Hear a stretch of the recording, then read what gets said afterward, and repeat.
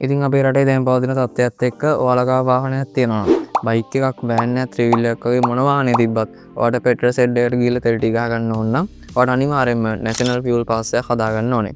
ඒ කියන්නේ මෙන්න මේ ස්ක්‍රීන් එකේ පෙන්වන විදිහේ QR කෝඩ් එකක් හදා ගන්න වෙනවා.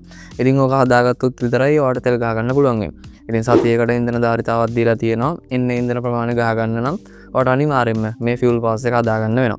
ඉතින් අද මම මේ වීඩියෝ එකෙන් කියලා දෙනවා Tamanටම කියලා ෆියුල් පාස් එකක්. එහෙම නැත්නම් QR කෝඩ් එක විනාඩියක් වගේ කාලයක් ඇතුළතදී ඔයාගේ ෆෝන් එකෙන් නිවැරදිව හදා ගන්න හැටි. ඉතින් විශේෂයෙන්ම ඔයා දැනටමත් හදලා තිබ්බනම් ඒ කියන්නේ කලින් කොරෝනා කාලේ මේ වගේ අරුබුදයක් ආවනේ.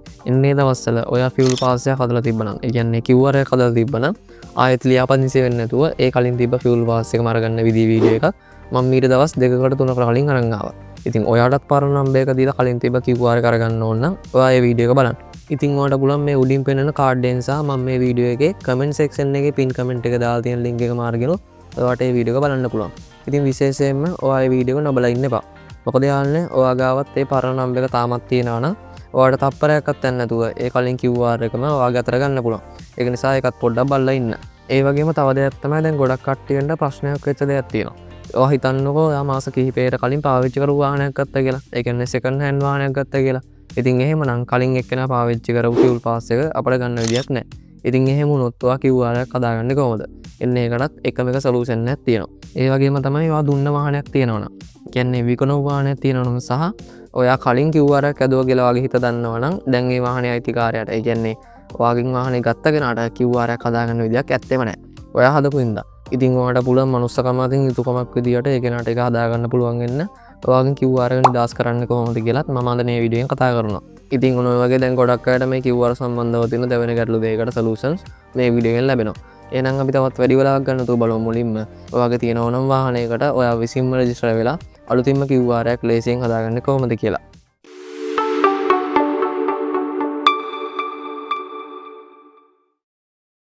හරි මම මේ විදිහට මුලින්ම ආවා National Fuel Pass එකේ වෙබ්සයිට් එකට. ඉතින් ඔයාලගේ පාස්වර්ඩ් මම මේ වෙබ්සයිට් එකේ වෙබ් ඇඩ්‍රස් එකේ link එක description එකේ උඩින්ම දැම්මා. ඔයාලට ඒක ටච් කරලා පුළුවන් ලේසියෙන්ම මේ Fuel Pass වෙබ්සයිට් එක ඕපන් කරගන්න. ඉතින් ඔයාලට මෙතනින් ලැන්ග්වේජ් එක වෙනස් කරගන්නත් පුළුවන්. ඉංග්‍රීසි සිංහල ටැමිල් වගේ භාෂා තුනක් ලබා දීලා තියෙනවා. ඔයාලට කැමති එකක් තෝරගන්න පුළුවන්. ඉතින් මගේ පාස්වර්ඩ්ත් එක්ක මම මේ ඉංග්‍රීසි කියන එකම තියාගන්නවා.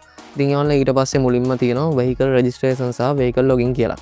ඉතින් මම කලින් වීඩියෝෙන් කතා කරේ මේ vehicle login හරහා ගිහිල්ලා ඔයාගේ පරණ නම්බර් එක ගාලා QR එක නැවත අරගන්න හැටි. ඉතින් දැන් අපි කරන්නේ අලුතෙන්ම ලියාපදිංචි වෙලා QR එකක් ගන්නනේ. ඒක නිසා මේ vehicle registration වලට යන්න. ඉතින් මෙතනට ආවම අපේ මුලින්ම ආනවා අපේ NIC නම්බර් එක. ඒ කියන්නේ identity card නම්බර් එක. ඉතින් ඔයාගේ identity එකත් මොකක් කර හේතුවක් මත නැති වුණොත් ඔයා කලබල වෙන්න එපා. ඔයාට passport එක හරහා ලියාපදිංචි වෙන්න පුළුවන්. ඉතින් මම මගේ passwordත් එක්ක මං ගාව identity එක තියෙන හින්දා මගේ NIC නම්බර් එක මම මෙතනට ඇතුළත් කරනවා. ඉතින් ඔත්තන විදිහට NIC නම්බර් එක දුන්නාට පස්සේ ඊළඟ කොටුවට ඔයාගේ මොබයිල් නම්බර් එක ඇතුළත් කරන්න ඕනේ. ඒක නිසා ඔයා ඒ කොටුවට ඔයාගේ මොබයිල් නම්බර් එක ඇතුළත් කරලා මේ send OTP කියන එක ටච් කරන්න. ඊට පස්සේ ඔයා දුන්න නම්බර් එකට මැසේජ් එකක් විදිහට OTP කෝඩ් එකක් එනවා ඔයාගේ ෆෝන් එකට. ඉතින් ඔයා මැසේජ් එකේ තියෙන OTP කෝඩ් එක බලන් ඇවිල්ලා මෙතෙන්ට ඒක ටයිප් කරලා ඔයා මේ verify කියන එක දෙන්න. ඊට පස්සේ ඔයාලට පේනවා ඇති OTP verified කියලා විල්ලා තියෙනවා. ඉතින් ඊට පස්සේ ඔයාලා මේ පහලින් දෙන කොටුවට ඔයාගේ first name එක දෙන්න. උදාහරණයක් විදිහට ඔයා හිතන්නකෝ මගේ නම් පහන් මතීෂනේ. එතකොට මගේ first name එක විදිහට පහන් කියලා දීලා ඊළඟට last name එකට මතීෂි කියලා දෙනවා. එන්නේ විදිහට ඔයා නම් දෙක දෙන්න. ඊට පස්සේ මේ අන්තිම කොටුවට ඔයාගේ home address එක තුලත් කරන්න ඕනේ. ඒ කියන්නේ ගෙදර ලිපිනේ දෙන්න ඕනේ. ඉතින් ඔයා මතක තියාගන්න යාළුවනේ ඔයා ලිපිනේ දෙද්දි අනිවාර්යයෙන්ම ඔයාගේ identity card එකේ තියෙන address එකම දෙන්න. මොකද යාළුවනේ අර අපි කලින්ම මේ NIC නම්බර් එකක් දුන්නානේ. එන්න එතනින් පොඩ්ඩක් ස්කෑන් වෙලා ඔයා වැරදි address එකක් දුන්නොත් error එකක් එන්න පුළුවන්. ඒක නිසා ඔයා හරි address එක දීලා මෙතනින් next කරන්න. ඉතින් ඊට පස්සේ ඔයාගේ personal information වලින් පස්සේ තියෙන්නේ ඔයාගේ වාහනේ විස්තර ටික තුලත් කරන්න. ඉතින් ඔයාත් මේ vehicle number යටතේ තියෙන පළවෙනි කොටුවට ඔයාගේ number plate එකේ තියෙන ඉංග්‍රීසි අකුරු තුන දීලා එහා කොටුවට number plate එකේ තියෙන ඉලක්කම් 4 දෙන්න. ඊට පස්සේ එනවා ඔයාගේ වාහනේ vehicle type එක. ඒ කියන්නේ මොන වාහනයක්ද කියලා. three wheel එකක්, van එකක්, bike එකක්, ලොරියක් වගේ ඕනම වාහනයක් ඔයාලට මෙතන දෙන්න පුළුවන්. ඉතින් මං ගාව තියෙන්නේ බයික් එකක්. ඒක නිසා මම මේ බයික් කියන එක තෝරගන්නවා. ඊට පස්සේ යනවා අපේ වාහනේ chassis number එක. ඉතින් ඔයාලට chassis number එක මතක නැත්නම් ඔයාගේ වාහනේ පොතේ chassis number එක තියෙනවා. ඔයාලට එතනින් හොයාගන්නත් පුළුවන්. ඉතින් ඕක හරියට දීලා petrolද dieselද කියලා අහනවා. ඉතින් බයික් එකට ඕනේ petrol නිසා මේ petrol කියන එකට ටික් එකේ දාලා මේ I agree වලට ටික් එකේ දාලා මෙන්න මේ register කියන එකට ටච් කරන්න. ඉතින් රෙජිස්ටර් බටන් එක දීලා තප්පරයක්වත් යන්නේ නැතුව අපේ QR එක හැදිලා තියෙනවා. ඉතින් ඔයාලත් මට වගේ පේනවා ඇති මෙතන ඩවුන්ලෝඩ් කියලා බටන් එකක් තියෙනවා. ඉතින් ඔයාලට ඒක දීලා පුළුවන් මේ කියන්නේ මේ QR code එක ඔයාගේ My Files වල ඩවුන්ලෝඩ් කරගන්න. ඉතින් ඊට පස්සේ ඔයාලට පුළුවන් මේකේ print out එකක් අරන් ලැමිනේටින් කරලා ෆිසිකල් කාඩ් එකක් විදිහට පාවිච්චි කරන්න. හරි ඉතින් යාළුවනේ ඔන්න ඔය විදිහට තමයි හරියට QR එකක් හදාගන්න තියෙන්නේ. ඉතින් සමහරවිට යම් errors නිසා ඒ කියන්නේ ගොඩක් දෙනෙක් මේ වෙබ්සයිට් එකට ඇවිල්ලා QR හදන්න try කරද්දී සමහරවිට ඔයා හරියට තොරතුරු ටික දුන්නා. ඔයාට මේක හදාගන්න බෑ. පැයකින් try කරන්න කියනවා, විනාඩි 20කින් try කරන්න කියනවා. ඉතින් ඔන්න ඔය වගේ ප්‍රශ්න ටිකක් එනවා. එතකොට ඔයා පොඩ්ඩක් වෙබ්සයිට් එකෙන් back වෙලා refresh කරලා නැවත උත්සාහ කරලා බලන්න. එතකොට ඔයාට මේක හදාගන්න පුළුවන් වෙයි. හරි ඉතින් දැන් අපි වැදගත්ම දැන් දෙමු. දැන් ගොඩක් දෙනෙට ප්‍රශ්නයක් වෙලා තියෙන්නේ සමහරවිට රෙජිස්ටර් වෙද්දී already මේ account එකෙන් QR එකක් හදලා කියලා පෙන්නනවා.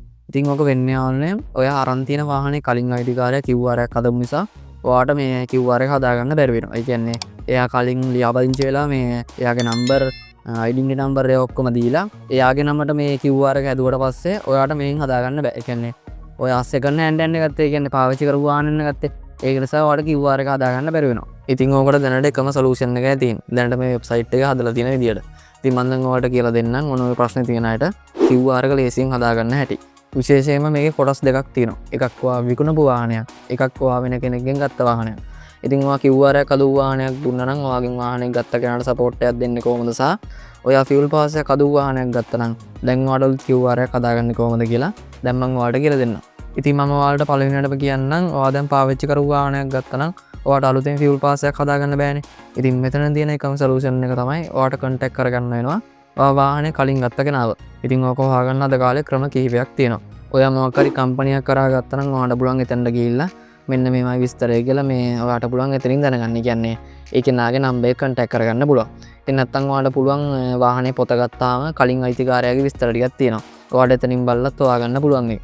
ඉතින් ඔන්න ඔය වගේ මොනියම් ක්‍රමයකින් ඔයාගේ නම්බර් එක හොයාගෙන ඔයාට පුළුවන් ඒ කෙනාට කතා කරලා එයාගෙන් ඒ account එක delete කරවන්න. එන්නේ ඒව delete වුණොත් ඔයාට මේන් QR එකක් හදාගන්න පුළුවන්. ඉතින් මම දැන් ඔයාලට පෙන්නන්නම් ඔයා වාහනයක් විකුණපු කෙනෙක් නම් නිවැරදිව account එක delete කරන්නේ කොහොමද කියලා. හරි ඉතින් ඔයාලා වෙබ්සයිට් එකට ඇවිත් මෙන්න මේ vehicle login වලට එන්න. ඊට පස්සේ මෙතනට ඔයා කලින් QR එක හදපු නම්බර් එක ඇතුළත් කරන්න ඕනේ. මතක තියාගන්න මම මේ කතා කරන්නේ තමන්ගේ වාහනයක් වෙනත් කෙනෙක්ට දුන්න කෙනෙක්ට. ඉතින් ඔයාගෙන් යුතුයකමක් විදිහට මේ දේ කරන්න. හරි ඔයා නම්බර් එක දීලා send OTP කියන එක ටච් කරන්න. ඊට පස්සේ යාළුවනේ ඔයාගේ නම්බර් එකට OTP කෝඩ් එකක් එනවා. ඉතින් තව දෙයක් තමයි ඔයාට මේක කරන්න අපහසු වගේ නම් ඔයාට පුළුවන් ඒ විකුණපු කෙනාව කන්ටැක්ට් කරගත්ත නිසා එයාට කියන්න පුළුවන් මේ මම ඔයාට නම්බර් එකයි OTP එකයි දෙන්නම්. එන්නේම කියලා ඔයාට account එක delete කරවන්න පුළුවන්. හරි ඉතින් මෙතනට ඒ අදාළ OTP එක දීලා මේ login කියන එක දෙන්න. ඊට පස්සේ යාළුවනේ ඔන්න ඔය විදිහට කලින් ඒ වාහනේට අදාළව තිබ්බ fuel pass එක පෙන්නනවා. ඉතින් දැන් ඔයාට කරන්න තියෙන්නේ පොඩි දෙයක්. මෙන්න මේ විදිහට පල්ලෙහාට ගිහිල්ලා මේ delete profile කියන එක දෙන්න. එතකොට සම්පූර්ණයෙන්ම මේ account එක delete වෙලා යනවා. හරි ඉතින් ඔන්න ඔය විදිහට account එක delete කරා නම් දැන් වාහනේ අයිතිකාරයාට පාසුවෙන්ම QR එකක් හදාගන්න පුළුවන්. ඉතින් ඔයත් ඔයගේ වාහනයක් වික්කනම් ඒ කෙනාට මේ වෙනකොට QR එකක් හදාගන්න බෑනේ. ඒක නිසා යුතුයකමක් විදියට ඔයා ඔයාගේ මොබයිල් නම්බර් එක දීලා ඉවරලා account එක delete කරලා දාන්න. එතකොට ඔයාටත් වදයක් නැහැ, එයාටත් වදයක් නැහැ. හරි ඉතින් යාළුවනේ ඔන්න ඔය විදියට මම අද කියලා දුන්නා ඔයාලට අලුත් QR එකක් හදාගන්නේ කොහොමද සහ හදපු QR එක delete කරන්නේ කොහොමද කියලා. ඉතින් ඔයාලට මේ වීඩියෝ එක වැදගත් වුණා නම් පහතින් like බටන් එක touch කරලා මේ වීඩියෝ එකට like එකක් දාන්න. ඒ වගේම පහළ තියෙන subscribe බටන් එකත් click කරලා තියාගන්න. එහෙනම් යාළුවනේ තවත් අලුත් වීඩියෝ එකකින් හමු වෙනකන් සමු ගන්නවා. මම පහන් මතීෂ. ඔයාලා හැමෝටම සුබ දවසක්.